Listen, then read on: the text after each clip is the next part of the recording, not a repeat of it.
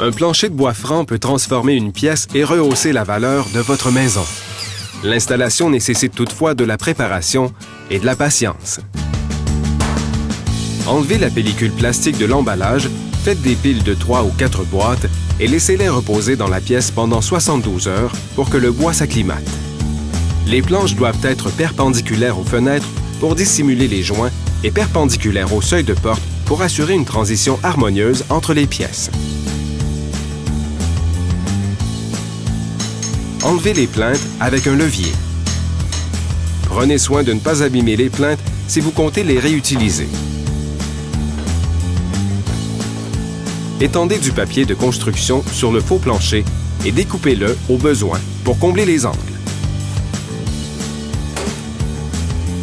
Le papier de construction agit comme un pare-vapeur et permet de déplacer les planches plus facilement.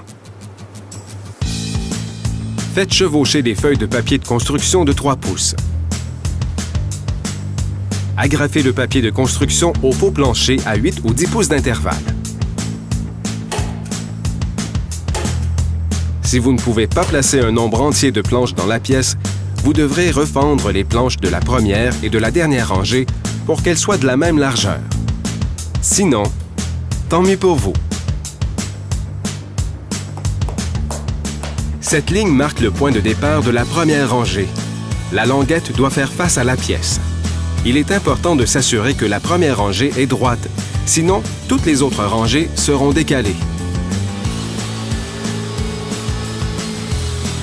Utilisez une scie établie avec une lame à refendre bien affûtée pour refendre la première rangée. Utilisez un poussoir pour éviter le risque de blessure aux mains. Les languettes de la première rangée doivent être orientées vers l'intérieur de la pièce. Attention de ne pas les couper.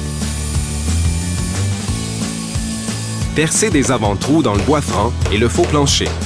Enfoncez des clous à plancher de 2 pouces dans les trous. Insérez des cales entre les planches de la première rangée et le mur. Puisque le bois franc tend à se dilater par temps chaud et humide, il faut prévoir une marge d'1 demi-pouce à la jonction des murs et du plancher. Les plinthes masqueront l'écart. Enfoncez des clous à plancher dans les languettes des lames de bois franc. Utilisez un chasse-clou pour noyer la tête du clou.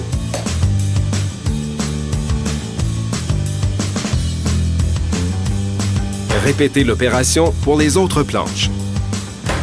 Songez à louer une cloueuse à plancher manuel ou pneumatique au centre de location de Home Depot pour accélérer le travail. Portez toujours des lunettes protectrices avec écrans latéraux lorsque vous utilisez des outils électriques ou pneumatiques. Placez la cloueuse sur la rive de la planche du côté languette et frappez la tête de l'outil avec un maillet. C'est un outil performant qui vous épargnera du temps et de l'énergie, surtout si vous avez une grande surface à couvrir. Coupez la dernière planche de chaque rangée pour l'aligner avec la précédente. Tournez la planche pour marquer la longueur de coupe voulue. L'extrémité sciée sera ainsi face au mur.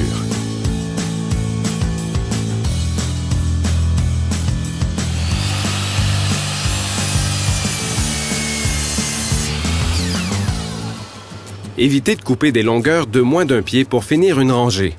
La retaille d'une fin de rangée peut servir à démarrer la rangée suivante si elle a plus d'1 pied de longueur.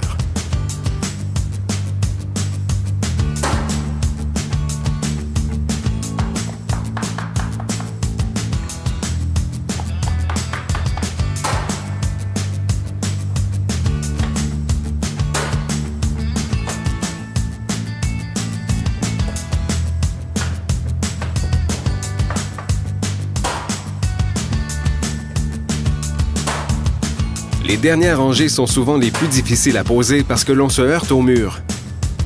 Il devient impossible d'utiliser la cloueuse à plancher à cause du manque d'espace. Utilisez plutôt une cloueuse ordinaire ou percez des avant-trous et enfoncez les clous au marteau pour installer les dernières rangées. Noyez les têtes de clous avec un chasse-clous. Mesurez et coupez les planches de la dernière rangée et n'oubliez pas de laisser une marge d'1 demi-pouce. Posez la dernière rangée et insérez des cales entre les planches et le mur. Pressez les 2 dernières rangées l'une contre l'autre à l'aide d'un levier. Appuyez contre les cales pour ne pas abîmer le mur.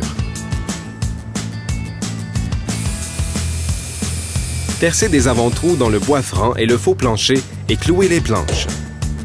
Remettez les plaintes en place et le tour est joué. Un plancher de bois franc donnera une allure très authentique à votre pièce. Poser du bois franc en un rien de temps, c'est beau! Voici la liste des outils nécessaires pour ce projet.